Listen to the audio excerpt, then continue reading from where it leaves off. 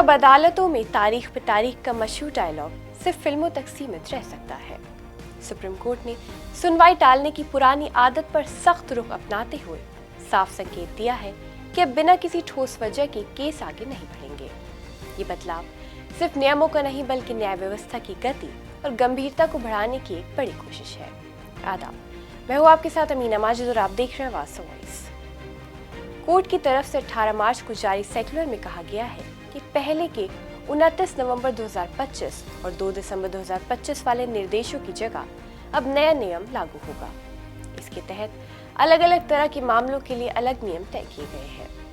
सबसे सख्त फैसला रेगुलर मामलों को लेकर इन मामलों में अब किसी भी तरह का एडजर्नमेंट नहीं दिया जाएगा, यानी केस लिस्टेड है तो बिना किसी बहाने की सुनवाई होगी।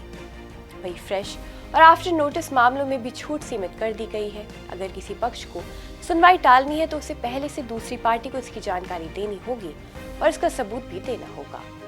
ये प्रोसेस सुनवाई से एक दिन पहले सुबह 11 बजे तक पूरी करनी होगी। इतना ही नहीं, दूसरी पार्टी को भी इस पर आपत्ति जताने का मौका मिलेगा और वो दोपहर 12 बजे तक ईमेल के जरिए अपनी आपत्ति दर्ज करा सकते हैं, जिसे कोर्ट के सामने रखा जाएगा।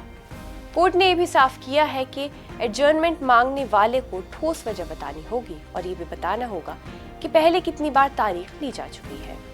बिना वजह के अब सुनवाई टालना संभव नहीं होगा। सर्कुलर के मुताबिक सिर्फ असाधारण परिस्थितियों में ही तारीख मिलेगी, जैसे परिवार में किसी की मौत, गंभीर बीमारी या कोई और ठोस वजह जिससे कोर्ट संतोषजनक माने। इसके अलावा बार बार तारीख लेने पर भी रोक लगा दी गई है। फ्रेश मामलों में एडजर्नमेंट की अर्जी सिर्फ एक ही बार दी जा सकेगी। साथ ही लगातार 2 बार सुनवाई टालने की अनुमति नहीं होगी और कोर्ट ने भी साफ किया है कि एडजर्नमेंट की अर्जी तय फॉर्मेट में ही देनी होगी और इससे तय ईमेल आईडी पर ही भेजना होगा।